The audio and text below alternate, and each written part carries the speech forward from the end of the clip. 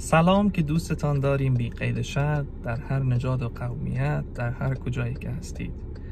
موضوع امروز درباره ذهن یا افکار هست. چطور بتانیم ذهن خود کنترل بکنیم و در حال حاضر زندگی بکنیم.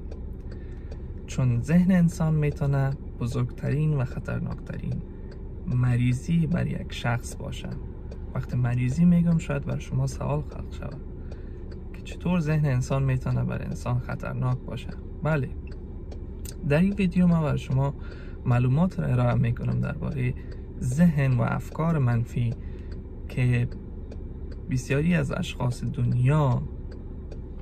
که در دنیا زندگی میکنن، حتی خود شما که همین حالا این ویدیو را تماشا میکنید مبتلا به این مریضی شاید باشید و اگر در موقع جلوگیری از این مریضی خطرناک نگیرین در آینده بر شما میتونه یک فاجعه بزرگ باشه. ببینین، شاید شما برتانی پیش آمده باشه که فردا مثلا امتحان موتر دارین یا امتحان مکتب است یا پاهنتون است یا هر چیز دیگه، یا مشکلات خانوادگی است یا سر کار میرین، دیر شده، زود شده، یا میخواین یک چیز خریداری کنین، یک معامله است، درباره بزنس است. شما از حال درباره از او فکر میکنین. این من مطمئن هستم برای هر شخصی اتفاق افتاده و وقت شما فکر میکنین درباره از او، اشخاص زیاده هستن که فکرهای منفی میکنن و این ذهن طبیعتا یک خاصیت داره. خداوند اتو خلقش کرده که یعنی خیال بافی های زیاد میکنه. اگر جلوش یا کنترلش در دست خودت نباشه، بسپاری به خودش، حتی تو را کنترل میکنه و اینقدر خیال بافی های میکنه که به جاهای فکر میکنه، به چیزهای فکر میکنه، چیزهایی را درست میکنه، تصویرهایی را به ذهنت برات نشان میده که حتی ترسناک، خطرناک، وحشت زده میباشه. اونموز که شما چرتش میزنین که مثلا من چرا فردا امتحان دارم، اگه من ناکام بانم، اگه نمره من توشه با یک رقم تصور دیگه میکنین، یا مثلا خانیم دوز میه، خانیم دوز نویه که باز آمد ایمه میگیره، یا بزنسم او خراب نشه، هنوز شما بزنس شروع نکردین و خیال بافی هایش میزنین که اگه خراب شه باز من اتو میشم، باز این رقم میشم، باز دستم دراز میشه، باز میشم در بانکرپسی میخورم، فقیر میشم، اتو میشم. این یعنی که شما در ذهن زندگی میکنین. ولی شما کوشش کنین که در حال حاضر زندگی کنین. درباره گذشته فکر نکنین، درباره آینده هم فکر نکنین. آینده را به فال نیک بگیرین، در حال حاضر زندگی کنین. وقتی شما در حال حاضر زندگی کنین چه اتفاقاتی میفته؟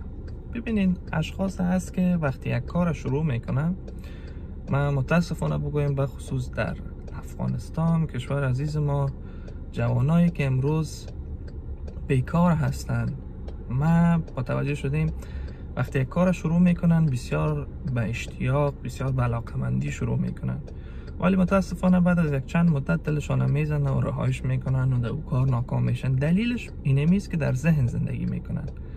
چون او لحظه که وقتی که این کار میکنن هیچ وقت به ذهن خود نمیتن و مدام به اون کار فکر میکنن و چند روز یعنی به اون قسم به اشتیاق دارن و به علاقمندی. وقتی متوجه میشن و ذهن برش او دستور میته و به فکر کردن شروع میکنه، فکر دلش هم میزنه، میبینه که یعنی قدر فکر میکنه که پیش خود میگه دیگه، اون بدنش تسلیم میشه. شاید شنیده باشین میگه عقل سلیم بدن سالم. هیچ وقت نمیگه بدن سالم عقل سلیم. وقتی عقل شما سالم باشه، شما بدن سالم دارین. این مغز است که رشته های عصبیش دستور میده به کل اعضای بدن. حتی شما اگه دندانتان درد بکنه، اگه شما بتونید مغزتان کنترل بکنین، شما میتونین که با این مشکل، با مو درد شما چی کنین؟ یعنی سری زور شوین، مقابله کنین. پس راه حلش چی هست؟ راه حلش این است، یک تکنیک بسیار ساده که خود خداوند جل جلاله فرموده. دین ما اول بهترین دین است، همین که 5 وقت نماز بخونیم، توکل به خداوند داشته باشیم، نیت ما صاف باشه، چیزی که رضای خداوند است امور بخوایم و در کار خود صادق باشیم.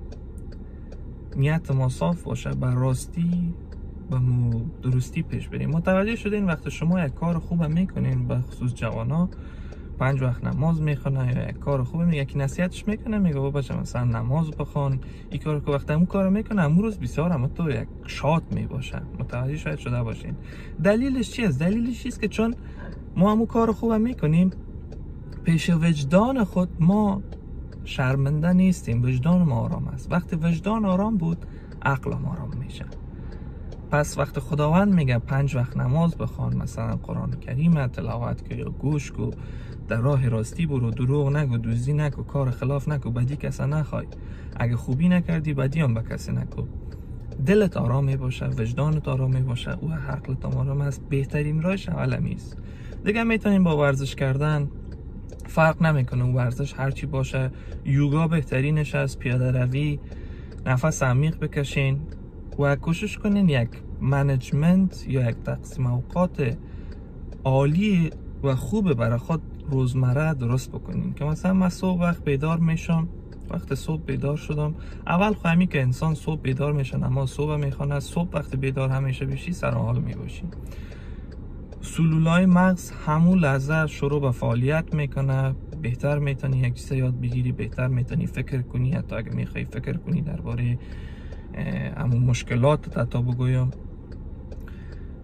او زمانه هست. اونم تو نماز خواندین، مثلا ورزش کردم، من مثلا برم مکتب و انتون یا سر کار یا این کارو بکنم او کارو بکنم.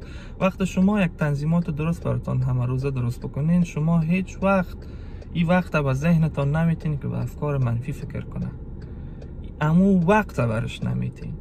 زمان هم که شما وقتی از کار خلاص میشین اینقدر خسته میباشین و ذهن چون امی مسیر طی کردین ثبت شده در ذهن، شما اگه فکرام کنین به مقدار به مدت کوتاه به چیز فکر میکنین که یعنی یک راه حل که در طول روز براتان افتاده، کو بسیار خوب است.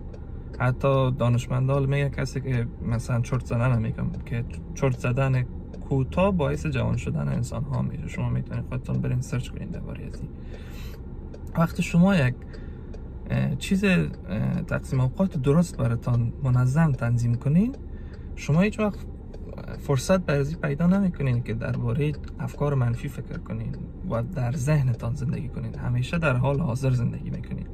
او باعث میشه که پیشرفت کنین و اون چیزی که میخواین میرسین. مطمئن باشین، این من براتون قول میتونم شما یک هفته ای کار انجام بدین، شما نتیجهش میبینین و حس میکنین که چقدر احساس آرامش دارین، چقدر راحت هستین و چقدر در زندگی پیشرفت میکنین و چقدر یک انسان کامل، امو عقل سلیم، بدن سالم میداشته باشین. این کار بکنین. اگر از موضوع ما خوشتون آمد میتونین پیشنهاد، انتقاد، هرچی دارین در کامنت برای من بنویسین. پیج ما رو لایک بکنین، سابسکرایب بکنین. در هر کجایی که هستین خوش و آرام باشین. آرزوی موفقیت براتون میخواین. خوش و آرام باشین، موفق باشین. السلام علیکم و رحمت الله و برکاته.